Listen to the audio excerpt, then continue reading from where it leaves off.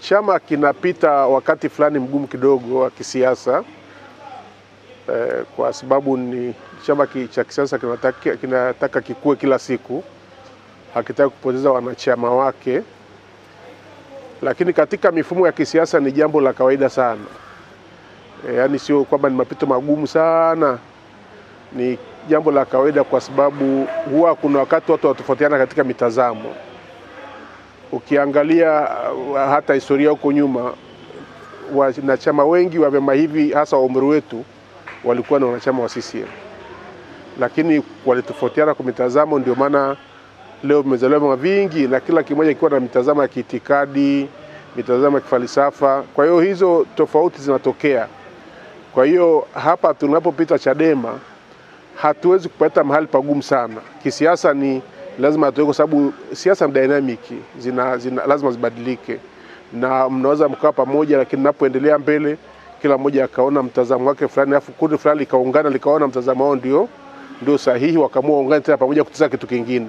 Ndio maana miaka ya nyuma uliona kwamba walihama watu kutoka Chadema wakaenda SAU mwaka 2003, mwaka 2014 wakahama watu Chadema wakaenda IST, tena ikaundwa IST, na bado Chadema imeendelea kuwepo.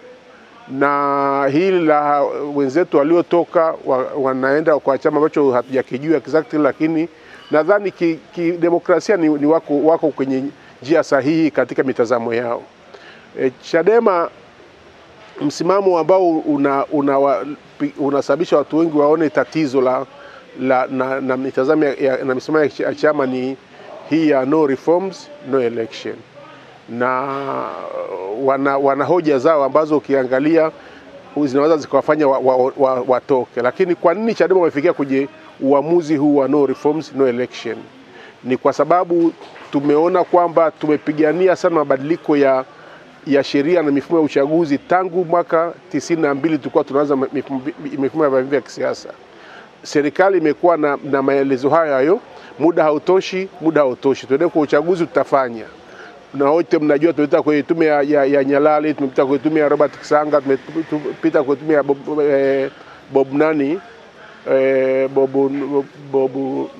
tume ya nani ya Bomani. Hatimaye tumetoka kwenye tume ya Roba, wengi mmeiona na imetumia hela nyingi sana wa Tanzania.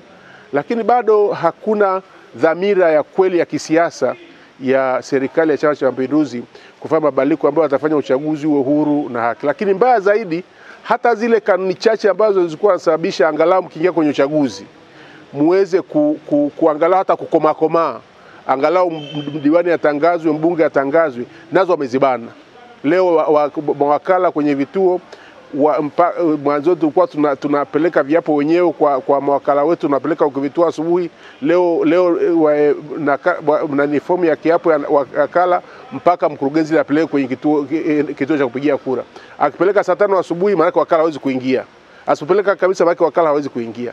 Ndani ya vituo mapolisi wanajia huko, wana haki ya kuingia kwa mujibu wa kanuni. Uchaguzi mnamaliza, matokeo ya uchaguzi hayawezi kutangazwa na hayawezi kubandikwa kwenye vituo vya kupigia kura. Wala wakala hana haki ya kuchukua fomu ilakala ya fomu ya nini ya matokeo mpaka kwenye kituo cha majumuisho. Kwa hiyo wakala anakuwa kama vile sasa yuko gizani. Haruhusiwi kuingia na chombo chochote cha electronic cha kufanya hata aweze kuwasiliana na mtu anayemwakilisha. Kwa katika hali huko nyuma angalau tulipokuwa tunashinda kulikuwa na haki nafuu kidogo ambao alikuwa anatoa mmoja mkikoma kidogo mngeweza kufanya nini mkashinda. Kwa tukadhani kwamba katika mazingira ya uchaguzi wa mwaka 2019, 2020 na 2024 tulipata matumaini kama Rais Samia alipoingia kwa maelezo yake labda kutakuwa na mabadiliko kidogo, hali imekuwa ni ile ile. Kwa hiyo tukadhani kwamba solution ni tuamue tu kupambana na mambo tunaweza tukapata mabadiliko katika nini katika sheria na mifumo ya uchaguzi. Sasa lazima mpambane kutoa matamko ambayo yanaonyesha ule umakini wenu na mlivyo serious katika hilo jambo. Ndio maana Chadema wakaamua waende na mwelekeo huu wa no reforms no election. ili wa at least basi mataifa mengine ya angalau yaone umuhimu wa jambo lenyewe, taasisi mbalimbali zingine zione umuhimu wa jambo lenyewe. Na kwa namna hiyo tumefanikiwa, kwa sababu tumesababisha hiyo hali taifa likaanza kujua kwamba kuna kitu kinachotakiwa kujadili. Hasa watawala wanaweza kuwa wajeuri, lakini msingi wa hoja yetu unaonekana mezani. Kwa hilo ni jambo ambalo la kwanza ambalo chama kinapita wakati mgumu, lakini mwisho ni mzuri kwa chama chetu. Mwisho ni mzuri, ama tumekaa pamoja tukaamua kushiriki uchaguzi miaka hii baada ya kujadiliana na serikali, itakuwa jambo jema. Na hata tusipoingia kwenye uchaguzi, lakini at least tuna agenda ambayo inaeleweka kwa watu ambao wote ambao wana nia njema na taifa hili. Lakini la pili, kwa nini tuko hapa leo? Tuko hapa leo kwa sababu kuna viongozi ambao kama walivyosema wametumia haki yao ya kidemokrasia kuondoka kwenye chama. Na kwa vyote wakishaondoka, kwa mujibu wa katiba yetu lazima tujaze hizo nafasi ili tuendelee. Bahati nzuri chama kwa wanachama kiko vizuri. Chama ni bahati mbaya kwamba ambao wanaona hiyo tofauti zaidi ni viongozi. Sasa mpaka labda wadu kwa wanachama wawaelimishe. Na wanachama wanaowatafuta ni hao wa Chadema, kwa sababu bahati mbaya hawatafuti wanachama wa CCM. Watafuta wanachama wao ndio wa kwetu wa Chadema ndio waachukue. Kwa nasi tutakabiliana nao mbele katika uwanja wa mapambano. Lakini msingi ni kwamba hatuna shida na mitazamo yao, kwa sababu ni haki zao za kidemokrasia, na wala hatuna ugomvi nao wala hatuna vita nao. Sisi bado tunaamini kwamba tu katika njia sahihi, na tutapambana kufa na kupona kulinda Chadema kwa nguvu zote kadri Mungu atakavyokuwa ametuwezesha. Sisi hatuhamasishi kutoshiriki uchaguzi. Sisi tunahamasisha kuzuia uchaguzi. Yaani sisi hatuhamasishi kushiriki uchaguzi. Tunahamasisha kuzuia uchaguzi. Ila ikishindikana kuzuia, maana yake ni kwamba hatutafanya nini? Hatutashiriki. Na sisi nimerudia tena, wao wanasema tunaweza tukapambana tukiwa ndani, yani tukiwa ndani ili tupate wawakilishi.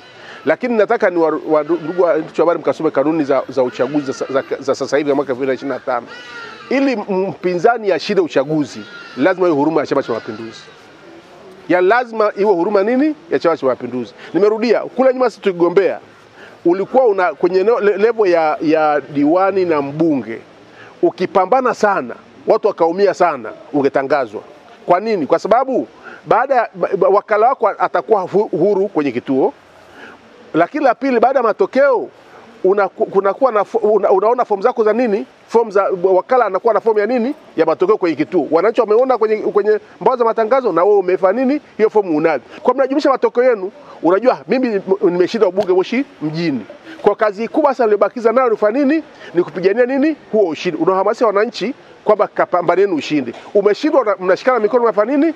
Mnaondoka. Sasa this time hakuna hiyo nafasi, kwa sababu wakala wako hana taarifa hata toka na kwa kituo, na taarifa yote ya nini ya kwake itakuwa ya mdomo, lakini halisia ya kiofisi haipo. Kwa hata watu wanapeleka kesi mahakamani sio wanazipelekaji. Kwa hiyo ndio bana nasema kwamba sheria zilizopo sasa hivi hapa, ili diwani ashinde, mbunge ashinde, ni kwa huruma ya nini? Kwa huruma ya CCM.